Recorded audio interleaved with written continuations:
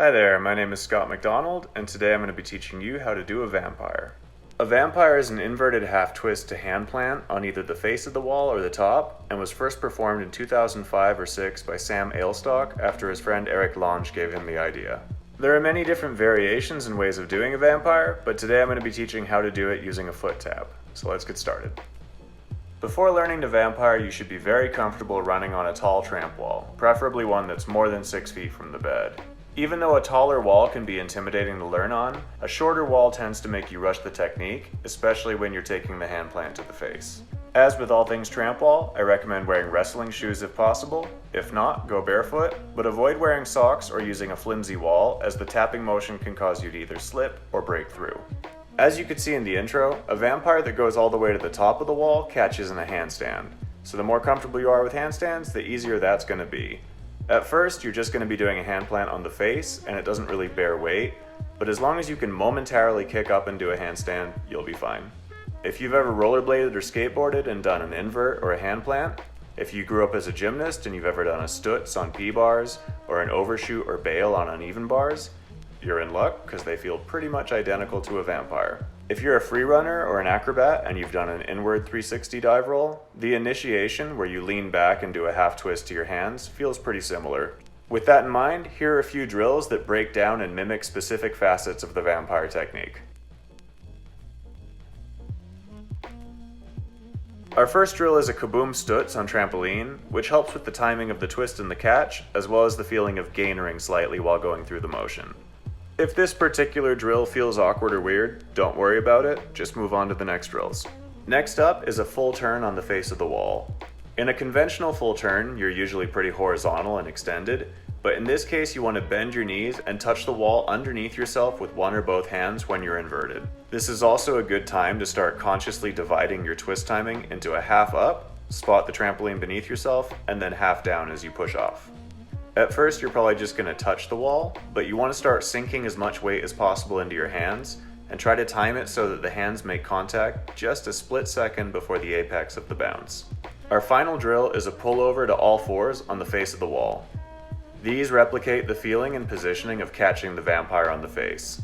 It's going to be a very brief moment before you start to fall again, but as you get comfortable, you can start to extend more and more from your hips and your legs. It starts to feel more and more like a real vampire catch when your shoulders are further away from the wall than your hips, when you're looking down at the trampoline, and eventually when you can take your feet off the wall and control it entirely with your hands. Now you're a pro at vampire drills. Let's learn how to do a vampire. When I first saw vampires, I imagined it might feel like you run up the wall, you do a backflip with a half twist, and then you stop yourself by throwing your hands into the wall. If this is how you're imagining it, I've got good news for you because it's actually quite a lot less effort than that. It doesn't really feel like a flip at all to me because you start on your back already and you only need a quarter flip rotation. Basically all you have to do as you come out of the bed is just leave your chest back and let your hips come up, and that's your entire flip already taken care of. You also don't need to pick up your shoulders and arms and throw them back like a backflip. It's more just a matter of turning your shoulder and hip over to do that half twist. And then once you've done that little quarter lean back and the twist, that's a vampire. The conventional wisdom and the way that I'm going to be teaching this tutorial would be to tap with your right foot if you twist left. But as you can see here, that's not the only way this works. You can actually tap with any configuration of your feet or forego the tap entirely. The tap is simply a means of redirecting your momentum and helping yourself with the twist. It just feels like you're planting your foot as an anchor point, which allows you to shoot your other leg through and then turn your hip and shoulder into the twist. I point my tapping foot vertically, and as it makes contact with the wall, my other hip is very open and my torso is a little bit wound up ahead of my hips. This is because I'm spotting where I have to put my hands from the moment I take off to the moment I make contact. So in this case, that would be roughly 3/4 of the way up the face of the wall. If I were going to handstand on top, I would be staring where I have to place my hands on the corner. The catching position for a vampire is a pretty vulnerable position. Your chest is facing the wall, you're upside down, and your face is right above the springs in the frame. For this reason, I prefer to teach it by pushing out very aggressively on the bounce before the trick itself. By pushing yourself across the trampoline like this, the springs behind your head are going to launch you into the wall in a very clear and very direct way. A lot of people like to stay close to the wall and bounce pretty much vertically into their vampire, and that's a perfectly legit way of doing it. but just for the sake of learning, I feel that this method is a little safer. For the tapping motion, I think this no-twist vampire is a great option. I didn't learn about these until I could already vampire, but I wish I knew about them sooner because they replicate the feeling of the tap, the inversion, and getting your weight in your hands. Pretty much everything you do in a vampire, minus the half twist. When you first try these, there's a good chance your hips are just going to go next to you instead of above you, but as you get more comfortable, you can play with having more and more inversion.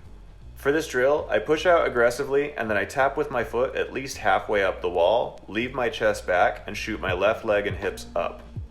If you're doing this high enough that your feet go over the top of the wall, just make sure you don't catch your heels as you retract your legs, and push yourself out so that you don't fall straight down onto the frame. Once this motion makes sense, go back to the full twisting hand plant drill we did earlier, and then add a tap motion to initiate the twist. Keep your legs and your hips super compact for now, but really focus on getting fully inverted and sinking all your weight into your hands after the tap. As this begins to feel familiar, you can start extending your knees and your hips more. The goal is to try and extend when you're at the apex of the bounce and weightless. The higher you go, the easier it's going to be to show the shape, but as long as you're on the face, you only have enough time to extend, show the position, and then retract before gravity pulls you back down. And voila, that is a vampire on the face. So next, let's learn how to take it all the way over the top and catch in a handstand.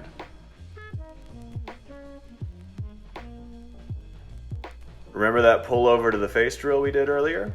To do a vampire to the top, your best friend is a pull over to handstand. From this angle, you can see how similar both approaches are. You want to build your height and comfort with these gradually and train them in conjunction with just trying regular vampires higher and higher up the wall. It's not going to be a good idea to try and catch in a handstand until you have a very clean and very consistent vampire on the face. As you get close to the edge, start trying to extend more and more towards a pseudo handstand, but don't expect to actually hold it yet. You want to reach for the very corner of the wall with your hands, which are probably going to be in front of your face or your chest when you actually make contact, and you want to shoot your feet and your hips over the top of the wall. When you're doing a vampire to the face, all of you stays above the trampoline bed in the frame, but when you do it to the top of the wall, you need to aim over the wall. At this point, it's going to be less about maximum effort and more about starting to dial in the right amount of power and the aim to take you to this position. At first, you're probably going to go both too far over the wall or not far enough, but with enough time and practice, you're going to start finding the right angle to catch with your feet stacked above your hips, above your shoulders, above your wrists, right on the very edge. I prefer to catch with my thumbs over the top of the wall and my hands gripping from the second knuckle down, kind of emulating the way that I would hold a hand balancing cane. But I know a lot of former gymnasts prefer to turn their hands out and use their thumbs to grip over the edge. Realistically speaking, the first time you catch is probably going to feel like a bit of a surprise, and you're probably going to have no option but to drop back in. I highly recommend you practice dropping in from a handstand before you start trying to catch in one.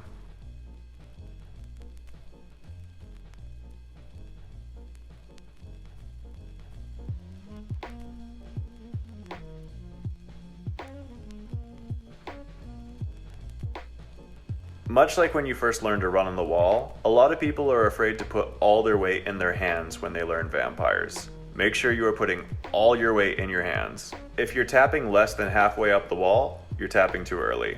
And if you're tapping when you feel like you're beginning to fall, you're tapping too late.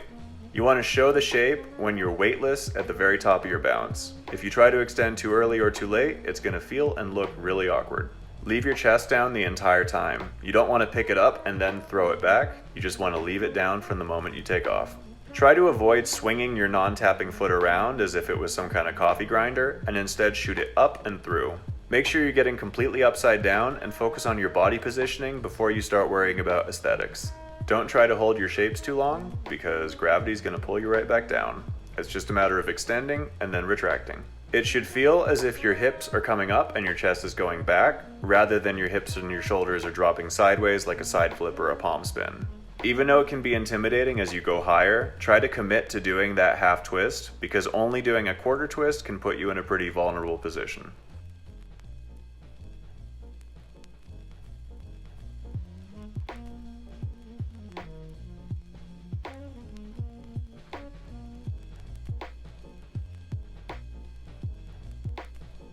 Don't try to catch in a handstand if your vampire technique is inconsistent. If this is you, take a step back and clean up your technique, because adding more height is only going to make existing technical problems more dangerous. If you're not comfortable in a handstand, you should practice it under safe circumstances before you start trying to do it on the edge of a tramp wall. It doesn't feel as if you're just running on the wall and then you tap and just put your hands overhead and magically catch in a handstand. It actually feels like you reach in front of yourself, grip the edge, and then continue to rotate as you get into position. As you complete this motion, you start to actively balance yourself and correct for any crookedness or wobbliness. Make sure you're not blasting yourself so high that you fall onto your hands on top of the wall, because that's going to be brutal on your wrists and very hard to control in a safe way. Try not to let your non-tapping leg dangle straight out to the side when you're going up into the handstand.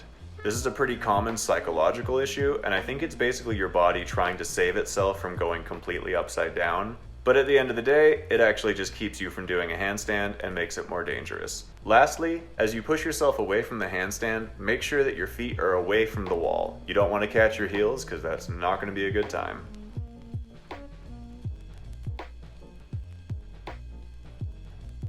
Alright, so now you are well on your way to a shiny new vampire. Once you've got it working on the face, one of the best things you could do is start to integrate vampires into your already existing tramp wall combos.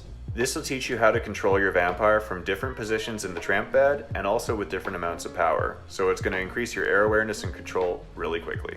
Besides combos, there are a ton of variations you can do to further develop your vampire. I'm not going to go into them in this video, but here's a bunch of different things you can experiment with. So yeah, that's my vampire tutorial. I hope you found it helpful. As always, please like, share, subscribe, follow me on Instagram at Scott A. McDonald, and if you have any questions or requests for future tutorials, let me know in the comments below. Happy training!